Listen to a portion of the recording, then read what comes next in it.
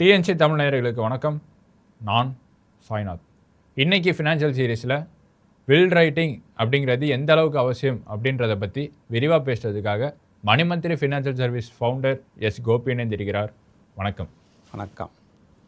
Okay, இந்த will ரைட்டிங்கிறது ரொம்ப கட்டாயமாக இது எந்த அளவுக்கு இன்வெஸ்டருக்கு யூஸ்ஃபுல்லாக இருக்கும்? வில் ரைட்டிங் ரொம்ப இம்பார்ட்டண்ட். எல்லாருமே வில் ரைட்டிங் எழுதி வச்சுருக்கணும். நீங்கள் ஒரு சொத்துக்களை அனுபவிச்சிட்ருக்கீங்க. உங்கள் காலத்துக்கு அப்புறம் உங்கள் வாரிசுகள் அந்த சொத்துக்களை எப்படி அனுபவிக்க போகிறாங்க அப்படிங்கிறத நீங்கள் ஒரு வில்ல, அதாவது இந்த வில் ரைட்டிங்க்கு பேரே உயில்னு சொல்லுவோம். இந்த உயில் சாசனம், இந்த உயில் சாசனத்தில் நீங்கள் எழுதி வச்சிட்டிங்கன்னா அது ஆட்டோமேட்டிக்காக அதை வச்சு அவங்க வாரிசுகள் யூஸ் பண்ணிக்கலாம். இது இந்தியாவில் இது சொத்துரிமை சட்டம்னு தனியாக இருக்குது. இது கண்டிப்பாக எல்லோரும் யூஸ் பண்ணலாம். ஸோ இந்தியன் ஃபேமிலிஸில் இது அக்செப்டட். இது நீங்கள் ரெஜிஸ்டர் பண்ணாமல் எழுதி வச்சுருந்தாலே போதும். ஸோ இந்த சொத்து என்ன இருக்குது அப்படின்னு சொல்லி நீங்கள் எழுதி வச்சுருந்தாலே போதும். அதனால் வில் ரைட்டிங் எல்லா இன்வெஸ்டருக்கும் ரொம்ப இம்பார்ட்டண்ட்டு. அவங்க வாரிசுகள் உங்கள் சொத்துக்களை ஒரு தடை இல்லாமல் யூஸ் பண்ண முடியும். ப்ளஸ் 18 வயசுக்கு மேலே உள்ள எல்லாருமே வில் ரைட்டிங் எழுதலாம். அதுக்காக உடனே போய் வில் எழுதணும்னு அவசியம் இல்லை. உங்களுடைய சொத்தோ மதிப்போ ட்ரான்ஸ்ஃபர் ஆகணும்னா கண்டிப்பாக வில் ரைட்டிங் வச்சுருந்தீங்கன்னா ஸ்மூத்தாக ஆகும். ஓகே, இப்போது இந்த வில் ரைட்டிங்கிறது ஏன் முக்கியம்? இது ஒவ்வொரு விஷயத்துக்கும் வில் ரைட்டிங்கில் பார்த்திங்கன்னா நிறைய கான்செப்ட் இருக்குது. இப்போ சாதாரணமாக ஒரு ஃபேமிலியில் ஒரு வீடு வச்சுருப்பாங்க, ஒரு நிலம் இருக்கும், ஒரு வெஹிக்கிள், அது எனி வெஹிக்கிள். ஸோ இதெல்லாமே முன்னாடி இருந்துக்கிட்டு இருந்து எல்லாருக்கும் ஆவரேஜான ஒரு அசட்டு. இப்போ உள்ள சூழ்நிலையில் அப்படிலாம் கிடையாது. ஒருத்தர் மியூச்சுவல் ஃபண்டு, பிட்காயின் வச்சுருக்கேன்றாங்க, ஒருத்தவங்க ஸ்டாக்ஸில் வச்சுருக்காங்க, கோல்டில் வச்சுருக்காங்க, ஒருத்தவங்க கமர்ஷியல் பில்டிங் வச்சுருக்காங்க, லேண்டு வச்சுருக்காங்க, நிறைய கம்பெனிஸ் நடத்துகிறாங்க, நிறைய வெஹிக்கிள்ஸ் வச்சுருக்காங்க.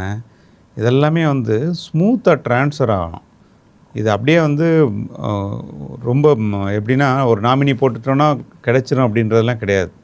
இந்த வில் ரைட்டிங்கில் ஃபேமிலியாக இந்த சொத்தெல்லாம் ட்ரான்ஸ்ஃபர் ஆகணும்னா ரொம்ப முக்கியமாக இருக்கணும். இவ்வளோ அசட் கிளாஸஸ்லாம் இருக்குது. ஒவ்வொன்றும் ஒவ்வொரு அசட் கிளாஸஸ் ஒரு எய்ம் பண்ணி தான் வாங்கியிருப்பாங்க. ஒருத்தவங்க யூஸ் பண்ணுவாங்க, அதை அனுபவிச்சுட்டு வருவாங்க. அதை எல்லாருமே அவங்களோட காலத்துக்கு அப்புறம் காம்படிஷன் வந்துச்சுன்னா அது ரொம்ப கஷ்டமாயிடும். அதனால் இவ்வளோ நம்பர் ஆஃப் அசட்ஸ் இன்க்ரீஸ் ஆக காம்ப்ளிகேஷன் இன்க்ரீஸ் ஆகும். ஸோ ஃபேமிலி இன்க்ரீஸ் ஆக இந்த மாதிரி சொத்து பரிமாற்றத்தில் நிறைய பிரச்சனைகள் வரும். அதனால் வில்லுன்றது கண்டிப்பாக எழுதணும்.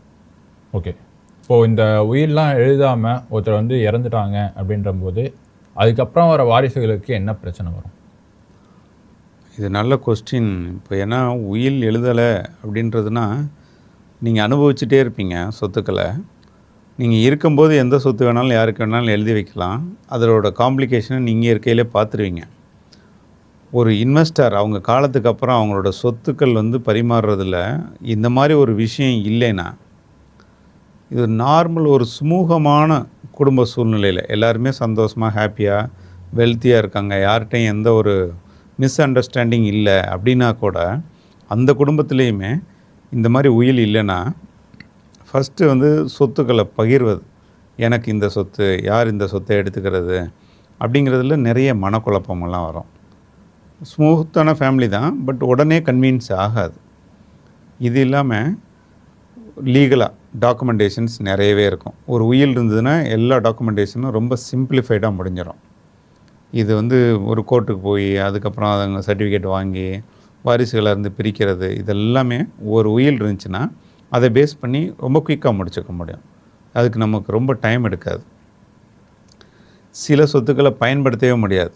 நீங்கள் ஒரு பேங்க் அக்கௌண்ட் அப்படியே இருக்கும், கொஞ்சம் ஹையர் வேல்யூ மணி இருந்ததுன்னா அதை நீங்கள் ஆக்சஸே பண்ண முடியாது. இது கம்ப்ளீட்டாக உங்களுக்கு சர்டிஃபிகேட் வாங்கி கோர்ட் அஃபிடவிட் வாங்கி அதுக்கப்புறம் தான் நீங்கள் போய் அந்த பேங்க் அக்கௌண்ட்டை ஆக்சஸ் பண்ண முடியும். நீங்கள் தான் வாரிசு அப்படின்னு சொல்லி நிரூபிக்கிறதுக்கே டைம் ஆயிரும். இந்த உயில் இருந்ததுன்னா உங்களுக்கு டாக்குமெண்டேஷன் ரொம்ப சிம்பிள், குயிக்காக அக்சஸ் பண்ணிட முடியும். அது மாதிரி சில சொத்துக்களை நீங்கள் அக்சஸ் பண்ண முடியாமல் போகிற சூழ்நிலைகள்லாம் வரலாம். சில இடத்துல மைனர் சில்ட்ரன்ஸ் இருப்பாங்க. மைனர் சில்ட்ரன்ஸ் அவங்கள யார் வளர்க்குறது, எப்படி ஃபண்டிங் பண்ணுறது, எந்த சொத்தை எப்படி பாதுகாக்கிறது அப்படிங்கிறதெல்லாம் வந்து ஒரு உயில் இல்லைன்னா அது இன்னும் பயங்கர டிஃபிகல்ட். இதெல்லாம் நார்மலாக ஸ்மூத்தாக அண்டர்ஸ்டாண்டிங் உள்ள ஃபேமிலியிலே நடக்கும். ஃபேமிலியில் இப்போ பார்த்திங்கன்னா அது மாதிரிலாம் இல்லை. நிறைய பேர் ஃபேமிலியிலலாம் வந்து ரொம்ப காம்படிட்டிவாக இருக்காங்க. இது எனக்கு இது உனக்கு அப்படின்ற மாதிரி.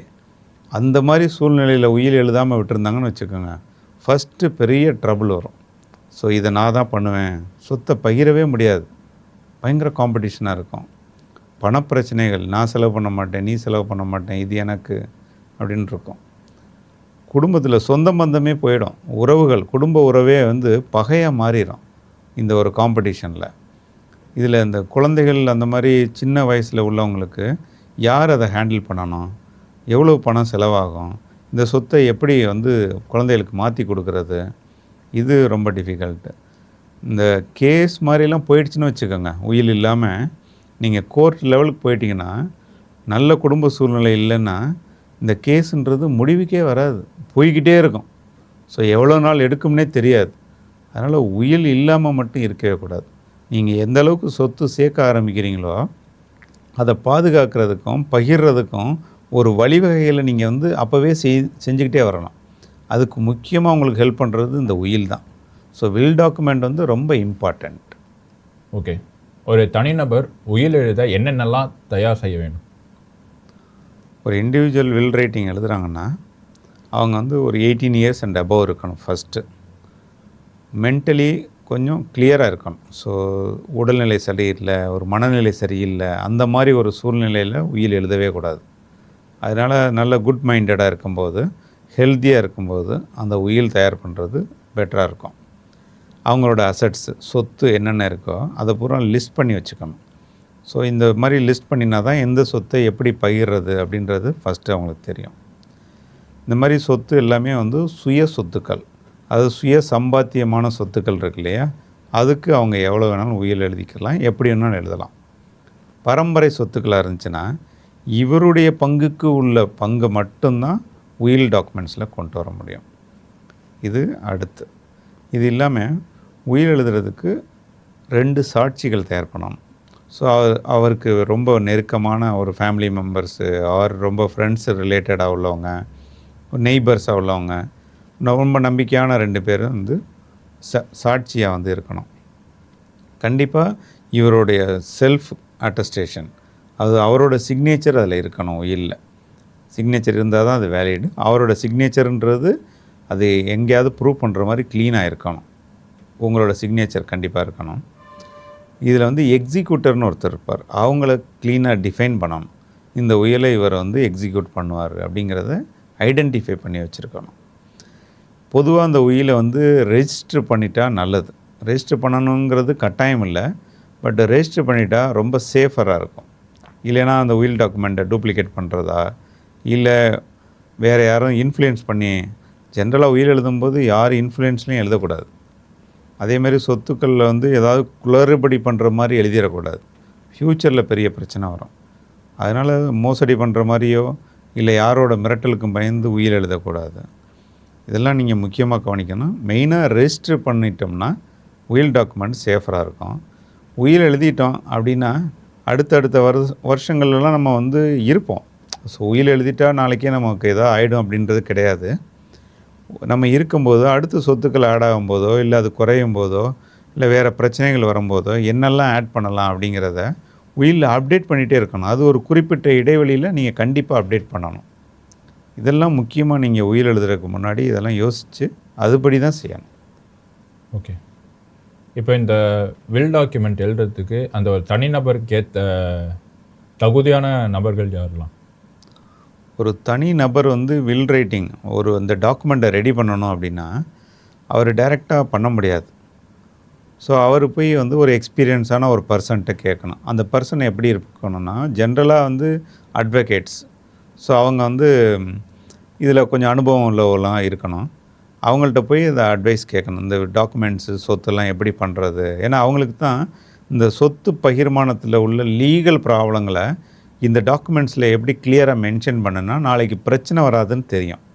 அதனால் அவங்களோட அட்வைஸ் ரொம்ப முக்கியம். இதில் சார்ட்டர்ட் அக்கௌண்டன்ட், ஸோ சிஏ நமக்கு அக்கௌண்ட்ஸ் எல்லாம் பார்க்குறாங்க இல்லையா, அவங்களுக்கு இதில் என்ன டேக்ஸ் வரும், ஸோ எந்த மாதிரி இதை பகிர முடியும், ஸோ இதில் மதிப்பு என்ன இருக்குது அப்படிங்கிறத அவங்க க்ளீனாக பார்த்துருவாங்க. ஸோ அவங்கள மாதிரி ஒருத்தவங்கள்ட்ட கன்சல்ட் பண்ணுறது இன்னும் நல்லாயிருக்கும். இது இல்லாமல் எஸ்டேட் பிளானிங் பண்ணக்கூடிய ஃபினான்ஷியல் அட்வைசர்ஸ் இருக்காங்க. அவங்க வந்து என்ன பண்ணுவாங்கன்னா, உங்கள் ஃபேமிலியை பற்றி தெரியும், ஃபினான்ஷியல்ஸ் தெரியும், உங்கள் கமிட்மெண்ட்ஸ் தெரியும். அவங்க என்ன பண்ணுவாங்க, இதை நீங்கள் வந்து அதுக்கு தகுந்த மாதிரி அவங்க ஒரு டிசைன் பண்ணி கொடுப்பாங்க. இதெல்லாம் வந்து கொஞ்சம் எக்ஸ்பீரியன்ஸான ஆள்கிட்ட நீங்கள் பண்ணும்போது உங்களோட வில் வந்து ஃப்யூச்சரில் ரொம்ப கிளியராகவும் இருக்கும். ஸோ அதை வந்து ட்ரான்ஸ்ஃபர் பண்ணும்போது யாருக்கும் எந்த பிரச்சனையும் வராது. ஓகே. இப்போது கடைசியில் இந்த சொத்து வந்து ஷேர் பண்ணுறதுக்கு மட்டுமா, இல்லை வேறு ஏதாச்சும் பயன்பாடுகள் இருக்கா? இந்த வில் ரைட்டிங்கில் நீங்கள் நிறைய விஷயம் கொண்டுட்டு வரலாம். இப்போ நம்ம முன்னாடி பார்த்த எல்லாமே வந்து அசட்ஸை எப்படி ஷேர் பண்ணுறது, உங்களோட நாமினிக்கு வாரிசுகளுக்கு எப்படி ஷேர் பண்ணுறதுன்னு பார்த்தோம். அது வந்து அசட் ஷேரிங் வந்துடும். அசட்டை எப்படி யூட்டிலைஸ் பண்ணுறது அப்படின்றதுக்கே ஒரு தனியாக ஒரு வில் எழுதலாம். இது வந்து திருமணத்துக்காக யூஸ் பண்ணணும், இந்த வீடுகளை விற்கக்கூடாது, என்னுடைய ப்ராப்பர்ட்டி வந்து வாரிசுகளுக்கு அப்படியே இருக்கணுங்கிற மாதிரி ட்ரஸ்ட்டு க்ரியேட் பண்ணணும். அது மாதிரி நீங்கள் வந்து அந்த வில்லில் அசட்டை எப்படி யூஸ் பண்ணுறது அப்படின்றதுக்கு ஒரு வில் டாக்குமெண்ட்ஸ் எழுதலாம். கண்டிஷ்னல் வில் அப்படின்னா, நீங்கள் வந்து படிப்புக்காக இந்த செலவு, படிப்பு முடித்ததுக்கப்புறம் இந்த பணத்தை யூஸ் பண்ணிக்கலாம், இது உங்களுடைய கல்யாணத்துக்கு அப்புறம் வரும், இதை யூஸ் பண்ணணும், என்னோடய பேர குழந்தைகளுக்கு இந்த பேர் வச்சா இதை யூஸ் பண்ணலாம் அப்படின்னு நீங்கள் கண்டிஷன்ஸ் கொடுக்கலாம். அந்த கண்டிஷன் படி டாக்குமெண்ட்ஸ் ஒத்து வந்ததுன்னா அந்த வில்லை வச்சு நீங்கள் யூஸ் பண்ணிக்க முடியும் அந்த அசட்ஸை. இதெல்லாம் conditional will. Minor child planning அப்படின்னு கூட வில் இருக்குது. அதாவது ஒரு மைனர் சைல்டு இருந்தாங்கன்னா யாரை கார்டியனாக போடணும், ஸோ எந்த மாதிரி அசட்ஸை எப்படி அலோகேட் பண்ணணும், அவங்க படிப்புக்கு எப்படி யூட்டிலைஸ் பண்ணணும் அப்படிங்கிறது வந்து மைனர் சைல்டு பிளானிங்னு இருக்குது. இது இல்லாமல் நிறையவே இருக்குது. நான் வில்ல டைப்ஸ் நீங்கள் போயிட்டே இருக்கலாம். பட் இதெல்லாம் ரொம்ப முக்கியமான ஒரு டைப் ஆஃப் அப்ஜெக்டிவ். இந்த வில்லில் வந்து நீங்கள் எழுதக்கூடிய அப்ஜெக்டிவ்ஸ் இதெல்லாம் நீங்கள் டிசைன் பண்ணிக்கலாம். உங்களுக்கு தேவைக்கு தகுந்த மாதிரி நீங்கள் டிசைன் பண்ண முடியும். ஓகே.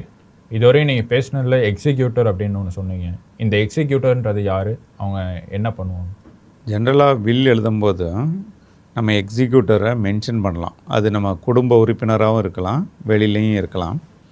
ஸோ இந்த எக்ஸிக்யூட்டர் எப்படி இருக்கணும், அவர் வந்து ரொம்ப நம்பிக்கையான பர்சனாக இருக்கணும். ஸோ உங்கள் வில்லை வந்து எக்ஸிக்யூட் பண்ணுறதுக்கு ஒரு நல்ல பர்சனாக இருக்கணும், கொஞ்சம் லீகல் தெரிஞ்சிருக்கணும். ஸோ அப்போ தான் வந்து அவரால் இதை வந்து எக்ஸிக்யூட் பண்ண முடியும். ஃபேமிலி மெம்பர்ஸ்கிட்ட ரிலையபிளாக எல்லாருக்கூடையும் கரெக்டாக ஒரு ரிலேஷன்ஷிப்பில் இருக்கிற ஒரு பர்சனாக இருக்கணும், கொஞ்சம் அவைலபிள் பர்சனாக இருக்கணும். ஸோ இந்த மாதிரி ஒரு அவசரமான ஒரு சூழ்நிலையில் அவர் டைம் பண்ணி இதை போய் எக்ஸிக்யூட் பண்ணிட முடியுமா அப்படின்றது மெயினாக பார்க்கணும். இந்த வில்லில் உள்ள சாராம்சங்களை கரெக்டாக பண்ணணும், நம்பிக்கையோடு செஞ்சு கொடுக்கணும். ஸோ அது ரொம்ப முக்கியம். அது வந்து ஒரு சாரால் பண்ணிடக்கூடாது. ஸோ இந்த வில்லில் என்ன கண்டிஷனில் வில் எழுதியிருக்காங்க அப்படின்ற மனநிலை தெரிஞ்சவராக இருந்து அதுபடியே கரெக்டாக பண்ணிட்டாங்கன்னா அந்த மாதிரி உள்ள ஒருத்தர் தான் வந்து எக்ஸிக்யூட்டர்னு சொல்லுவோம். இந்த எக்ஸிக்யூட்டரோட ரோல் ரொம்ப இம்பார்ட்டண்ட் வில் ரைட்டிங்கில். ஓகே. இந்த வில் ரைட்டிங் பற்றி நிறையா சொல்லியிருந்தீங்க. அதை தவிர்த்து இதில் இந்த எக்ஸிக்யூட்டர்னு யார், அவர் என்னெல்லாம் பண்ணுவார் அப்படின்றத பற்றி நிறையா ஷேர் பண்ணிக்கிட்டீங்க. ரொம்ப நன்றி. நன்றி. இது போன்ற இன்ஃபர்மேஷனை தெரிஞ்சுக்க எங்களுடைய யூடியூப், ஃபேஸ்புக், இன்ஸ்டாகிராம் போன்ற சோஷியல் மீடியா பிளாட்ஃபார்ம்லையும் எங்களோட இணையமான tnctamil.com இணைந்திருங்க. நான் சாய்நாத்.